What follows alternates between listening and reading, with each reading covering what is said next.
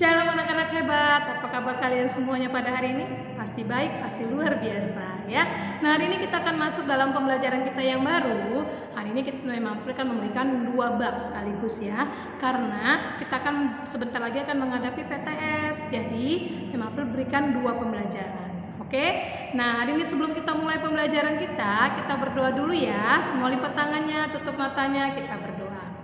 Bapak yang baik, terima kasih kalau hari ini kami mau belajar Tuhan. Terima kasih buat pagi hari yang Tuhan berikan buat kami. Tuhan Yesus, berkatilah kami dalam belajar kami, agar kami boleh semakin diberkati oleh Tuhan, dan pembelajaran hari ini boleh menjadi berkat buat kami. Berkati juga guru kami yang menyampaikan, kiranya berkat dari Tuhan juga boleh melimpah ya Tuhan. Di dalam nama Yesus kami siap untuk belajar. Haleluya, amin. Nah, hari ini kita akan belajar bab 3 dan bab 4. Yang pertama kita akan belajar bab 3, itu ada di halaman 17. Ibadah yang berkenan versus ibadah yang tidak berkenan kepada Allah ya.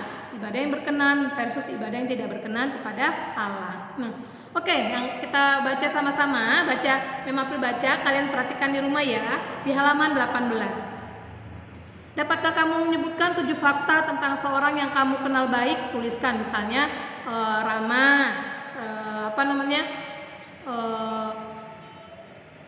mau menolong, atau apa yang kalian bisa sebutkan ya, sebutkan.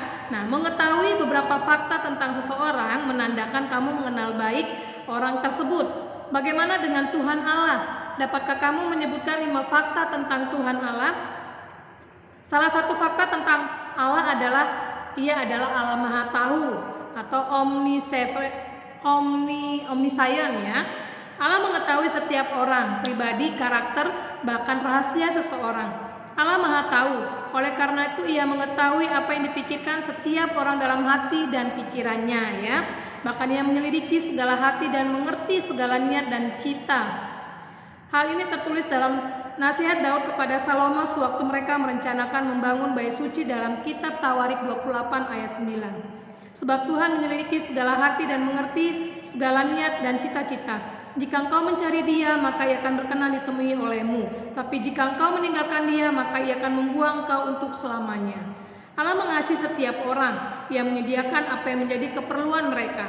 Namun yang paling dibutuhkan setiap orang adalah hubungan dekat dengan Allah. Ia menghendaki manusia menghampirinya dengan hati dan niat yang baik ya. Jadi kalau kita mengenal Allah, salah satu sifat Allah adalah Ia adalah Maha Tahu. Ia Maha mengerti, Ia tahu apa yang kita pikirkan, apa yang kita rasakan, apa yang kita lakukan, apa bahkan yang terencana di hati dan pikiran kita. Tuhan Maha Tahu ya. Yang bagian A kita akan belajar ibadah yang berkenan dan versus itu tidak berkenan kepada Allah. Manusia diciptakan untuk menyembah dan mengagungkan nama Allah.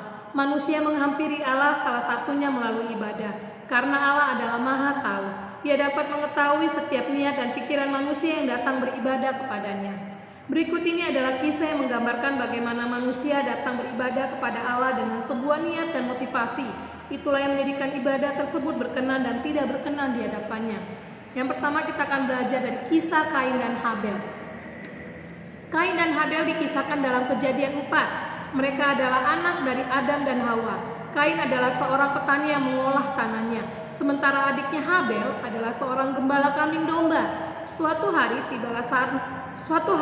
tibalah saat mereka mempersembahkan korban kepada Allah. Mempersembahkan kurban adalah cara manusia beribadah kepada Allah pada zaman itu ya nah. Kain mempersembahkan sebagian hasil tanah kepada Tuhan, sedangkan Habel mempersembahkan korban persembahan dari anak sulung kambing dombanya. Tapi Tuhan tidak menerima persembahan Kain. Tanda Allah menerima persembahan Habel adalah api dari langit membakar kurban Habel. Tahukah kamu mengapa demikian? Kurban Habel lebih baik dari Kain. Kain hanya mempersembahkan sebagian dari yang ia miliki. Sebaliknya, Habel memberikan bagian yang terbaik dan paling enak dari dombanya, yaitu lemak-lemaknya. Habel mempersembahkan korban bakarannya karena imannya kepada Tuhan. Habel memfokuskan dirinya untuk menyenangkan hati Tuhan dengan mempersembahkan yang terbaik yang ia bawa. Tetapi juga melihat hati yang benar-benar menyenangkan hati Tuhan dengan memberikan yang terbaik. Itu sebabnya Allah berkenan kepada persembahan Habel. Jadi pada zaman dulu orang mau beribadah itu nggak kayak zaman sekarang lewat persembahan uang ya, tapi zaman dulu persembahan itu adalah kurban dari apa yang mereka kerjakan. Seperti Kain, dia mengolah tanah, dari hasil tanah itu persembahannya, dan Habel itu menjaga ternak, dan Kain mempersembahkan bagi hasil dari tanahnya, sementara Habel mempersembahkan hasil dari apa yang dia pelihara. Dan kenapa Tuhan lebih memilih persembahan Habel? Karena Habel mempersembahkan yang terbaik, yaitu yang terbaik buat Tuhan. Karena imannya kepada Tuhan, dia ingin menyenangkan hati Tuhan ya. Allah melihat hati manusia ketika beribadah. Ingat, yang berkenan kepada Allah adalah Allah melihat hati manusia ya. Yang kedua, kita belajar dari kisah Nabi Yesaya. Kitab Yesaya dimulai dengan teguran keras terhadap pemimpin-pemimpin Sodom. Bahkan Tuhan berbicara, "Jangan lagi membawa persembahan yang tidak sungguh, sebab baunya adalah kekejian bagiku. Kalau kamu merayakan bulan baru dan Sabat atau mengadakan pertemuan-pertemuan, aku tidak tahan melihatnya, karena perayaan-perayaan itu penuh kejahatan." Menurutmu mengapa Tuhan bertindak demikian? Mengapa Tuhan menolak ibadah mereka? Persembahan mereka bukanlah persembahan yang jelek, tapi persembahan tersebut menjadi sia-sia karena dosa-dosa mereka. Mereka terlihat beribadah, bernyanyi, berdoa, bahkan berpuasa. Namun kehidupan mereka penuh dengan kejahatan. Mereka bertindak kejam terhadap orang lain, berlaku tidak adil, dan tidak peduli dengan kehidupan anak yatim dan janda. Mereka mengisi hidup mereka hanya dengan upacara keagamaan dan tradisi yang diajarkan pemimpin mereka, dan hidup untuk diri sendiri, seperti yang difirmankan Tuhan, oleh karena bangsa ini datang mendekat dengan mulutnya dan memuliakan aku dengan bibirnya, padahal hatinya menjauh daripadaku, dan ibadahnya kepadaku bukan hanyalah perintah manusia yang dihafalkan. Jadi hanya karena tradisi saja ya. Dosa itulah yang memisahkan manusia dari Tuhan, sehingga kegiatan ibadahnya tidak diindahkan Tuhan. Jika mereka hendak beribadah, mereka harus mau mendengarkan firman Tuhan, bertobat dari segala kejahatan, dan sungguh-sungguh mengasihi Tuhan dengan segenap hati. Jadi kenapa ibadah yang berkenan adalah ketika kita beribadah, kita harus hatinya bersih dari dosa. Tidak ada dosa yang tersembunyi yang ada di hati kita. Hidup kita harus kudus. Itu adalah ibadah yang berkenan ya. Yang ketiga, kita belajar kisah Yesus di bait Allah. Tahukah kamu bahwa Yesus pernah marah? Ya, kitab Markus 11 ayat 15-19 mencatat bahwa Yesus pernah marah di bait Allah. Bait Allah adalah pusat dari ibadah bangsa Israel. Yesus mengusir orang-orang yang berjual beli di halaman bait Allah. Ada pedagang merpati, sapi, dan domba. Mereka menjual hewan-hewan untuk dijadikan kurban persembahan di bait Allah. Namun Yesus marah dengan orang-orang tersebut. Meja penukar uang dan bangku-bangku pedagang merpati dibalikannya. Ia tidak memperbolehkan orang-orang membawa barang-barang melintasi halaman bait Allah. Yesus mengajar mereka bahwa bait Allah adalah disebut rumah doa bagi segala bangsa, bukan sarang penyamun di mana orang-orang berdagang dan mencari keuntungan.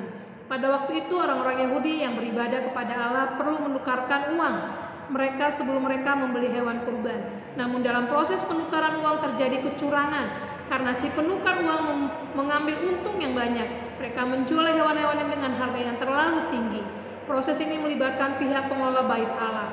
Yesus marah karena bait Allah adalah tempat yang beribadah, mengarahkan hati mereka kepada Allah. Cinta akan uang menggantikan cinta akan Allah, apalagi terjadi di bait Allah, rumah tempat beribadah. Jadi Tuhan marah, tidak berkenan, karena pada saat Tuhan Yesus di bait Allah, dia melihat orang-orang sana berjual beli, mencari keuntungan. Tidak salah berjual beli, tidak salah berdagang, tapi Tuhan melihat terlalu tinggi mengambil untungnya sehingga mencekik atau membuat orang lain rugi. Itu yang Tuhan marah, karena Yesus tahu bahwa rumah ibadah adalah tempat untuk beribadah. Hati dan pikiran harus tertuju kepada Allah. Jadi berbalik, bukan cinta kepada Allah tapi cinta kepada uang. Itu Tuhan Yesus marah ya. Kalau bagaimana cerita tentang Tuhan Yesus marah di bait Allah, kalian harus bisa menceritakannya ya. Yang keempat, kisah Yesus dan pengorbanannya. Zaman perjanjian lama ketika manusia beribadah kepada Allah, mereka haruslah mempersembahkan kurban. Namun dalam perjanjian baru, Yesus mengorbankan diri sebagai persembahan untuk menyelamatkan seluruh dunia. Inilah bukti cinta Allah kepada manusia. Yesus mati di kayu salib sebagai korban penghapus dosa dan menunjukkan kepada seluruh dunia bahwa kasih Allah sungguh besar untuk dunia ini. Yesus menghendaki agar manusia yang percaya kepadanya memperoleh kehidupan yang terbebas dari kuasa dosa dan mampu menyadarkan yang duniawi supaya kita mengenal Allah seperti yang tercatat dalam Yohanes 3 ayat 16. Karena begitu besar kasih Allah akan dunia ini sehingga Ia telah mengaruniakan anaknya yang tunggal supaya setiap orang yang percaya kepadanya tidak binasa melainkan beroleh hidup yang kekal, dalam Yohanes 3 ayat 16. Kita sudah belajar ya di kelas 4 dan kelas 5 kemarin. Inilah ibadah sejati yang diperlihatkan Yesus. Ia taat kepada Bapanya di surga. Dengan menjadikan dirinya sebagai kurban persembahan yang hidup, Ia mengorbankan seluruh hidupnya, tubuhnya untuk keselamatan manusia. Artinya apa? Jadi ibadah yang sejati adalah ibadah yang berkenan kepada Allah adalah kita menyerahkan seluruh hidup kita hanya kepada Allah. Seperti Tuhan Yesus yang mau mengorbankan dirinya untuk dunia ini, untuk menghapus dosa dunia ini. Seperti itulah kita harus ketika beribadah, kita harus menyerahkan hidup kita sepenuhnya kepada Allah, karena itu adalah ibadah yang sejati, hati kita yang diminta oleh Allah ya. Yang kelima, kita belajar kisah para rasul dan jemaatnya. Rasul Paulus dari Tarsus awalnya bernama Saulus. Ia lahir di kota Tarsus, tanah Kilikia, sekarang dikenal dengan Turki. Setelah perjumpanya dengan Yesus dan menjadi buta, Saulus tinggal 3 hari di kota Damaskus. Di kota ini ia disembuhkan dari kebutaan dan dibaptis oleh Ananias. Paulus memberitakan Yesus di rumah-rumah ibadat bahwa Yesus adalah anak Allah. Surat-surat Paulus merupakan alat komunikasi yang antara dirinya dengan komunitas-komunitas Kristen perdana. Paulus menuliskan 13 surat dalam perjanjian baru. Jadi ada berapa surat? 13 ya. Dalam suratnya ia menasihatkan kepada jemaat bagaimana ibadah yang sejati yang berkenan kepada Allah.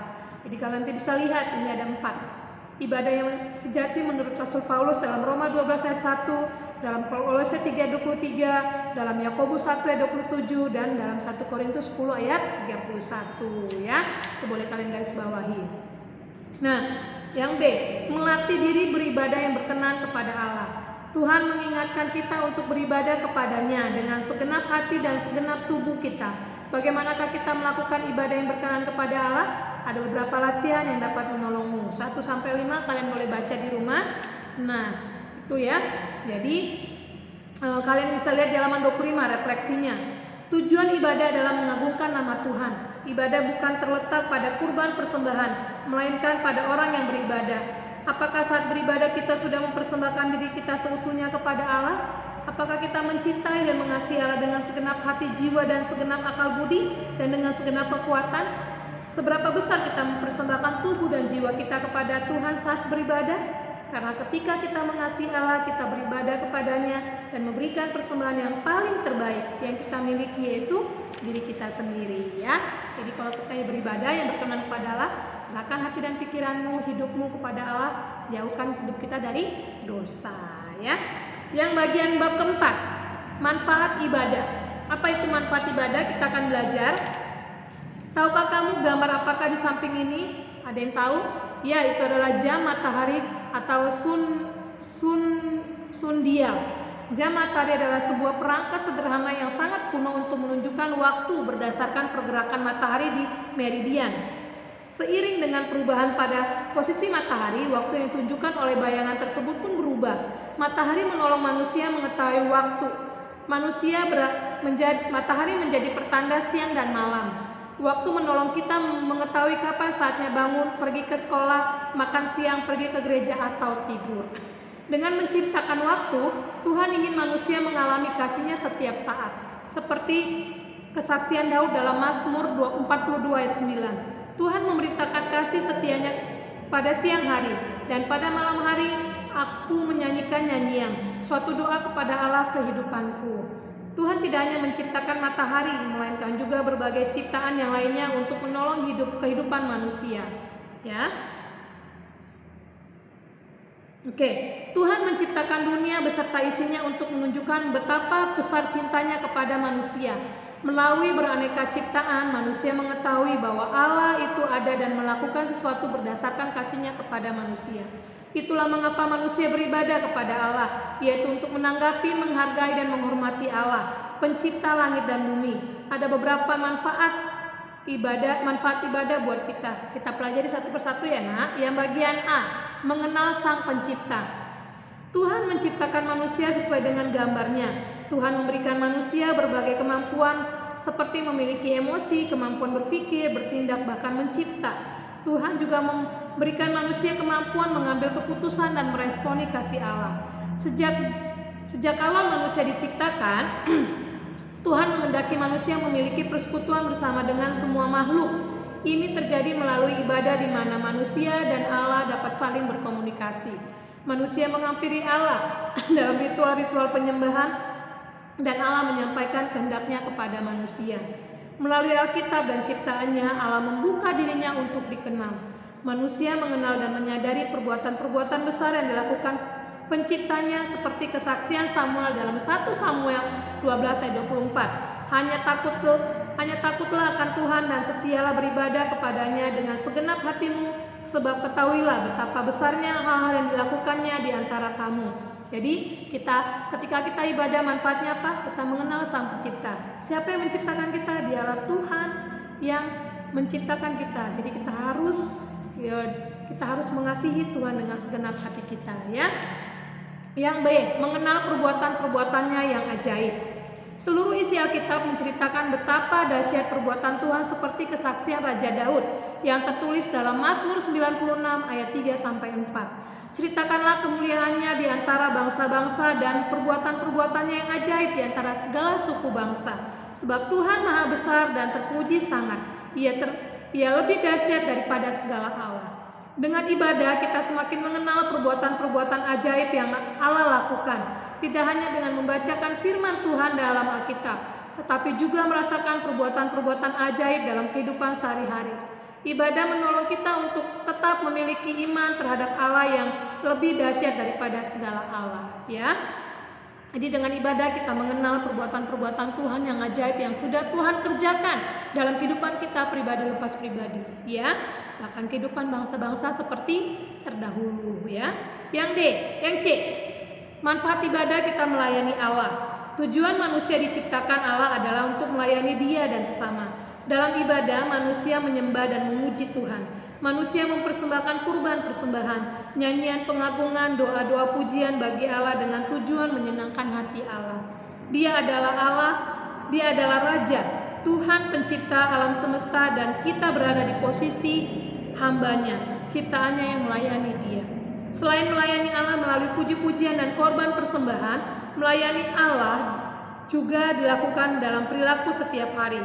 Tugas manusia pertama yang tercatat dalam kitab Kejadian adalah Allah ingin manusia beranak cucu dan bertambah banyak, memenuhi bumi dan melakukannya.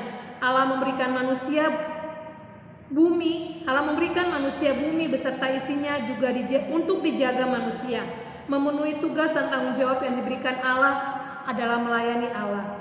Apapun yang kamu kerjakan dalam rangka memelihara alam beserta isinya, disitulah kamu melayani Allah. Jadi kita melayani Allah, kita berarti kita memelihara ciptaan Tuhan, kita memelihara seluruh ciptaannya. Namun bukan hanya memelihara alam beserta isinya. Melayani Allah juga dilakukan dengan melayani orang yang memerlukan. Sebagai pengikut Kristus, kita memiliki misi untuk memberitakan Injil kepada semua orang. Apakah yang dapat kamu lakukan terkait mengemban misi melayani Allah dalam beribadah? Nah, yang pertama, kerjakan setiap tugas dengan penuh tanggung jawab dan dengan kejujuran dalam takut akan Allah. Yang kedua, jika ada yang memerlukan bantuanmu, tolonglah dengan penuh sukacita dan kesabaran. Yang ketiga, hargailah hak setiap orang dan lakukanlah kewajibanmu dalam lingkungan keluarga, sekolah, dan masyarakat. Yang keempat, berdoalah bukan hanya untuk dirimu sendiri dan keluargamu, tetapi juga untuk orang lain. Kita melayani manusia, ketika kita melayani manusia, kita juga melayani Allah. Ya, nah, itu yang dapat kita lakukan, mengemban misi melayani Allah dalam beribadah. Yang bagian D, bertumbuh dan berbuah. Dalam Injil Yohanes 15 ayat 1-8 dikatakan, mengatakan bahwa Yesus adalah pokok anggur yang benar. Tinggallah di dalamnya dan kita akan berbuah. Jikalau kita berbuah banyak, nama Tuhanlah yang dimuliakan. Agar pohon anggur dapat bertumbuh dan berbuah dengan sempurna, diperlukan tanah yang subur serta perawatan yang baik. Pohon anggur seperti hidup kita yang memerlukan perawatan yang baik agar dapat berbuah bagi Tuhan dan dapat dinikmati semua orang. Namun bagaimana caranya? Yang pertama, milikilah hidup yang diubahkan oleh Tuhan. Karena setiap ranting-ranting padaku yang tidak berbuah dipotong dan setiap ranting yang berbuah dibersihkannya supaya ia dapat berbuah. Yang kedua, tetaplah dekat dengan Tuhan dan jadilah pribadi yang berkualitas seperti yang difirmankan, tinggallah di dalam aku dan aku di dalam kamu. Yang ketiga, latihlah dirimu dengan latihan rohani karena berguna bagi perkembangan imanmu. Caranya adalah dengan rajin beribadah, disiplin dengan waktu bersama Tuhan, yaitu saat teduh, dan berkomitmen menjadi pengikut Kristus yang setia. Setia sampai akhir ya. Setia sampai akhir. Jadi kita harus ketika kita melayani Allah, ketika kita beribadah, manfaatnya yang pertama tadi apa? Yang A, manfaatnya adalah mengenal siapa Sang Pencipta kita. Dialah Allah yang menciptakan kita.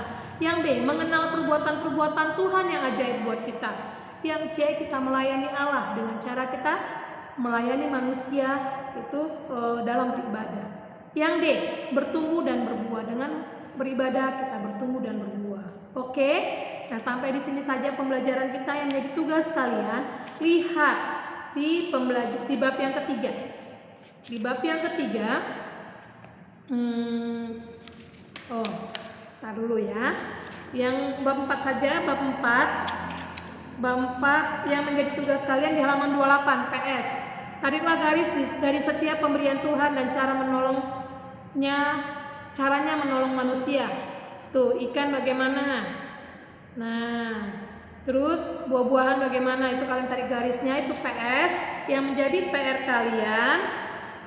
Jadi PR kalian itu lihat di halaman 31. 31, lihat gambar ini. Dalam Alkitab menceritakan bahwa Yesus adalah pokok anggur yang Yesus diibaratkan seperti pemilik kebun anggur dan kita murid-muridnya adalah pohon anggur yang menghasilkan buah. Supaya buah yang dihasilkan dapat berbuah manis, lebat dan dinikmati setiap orang. Pohon anggur membutuhkan perawatan yang baik dari pemiliknya.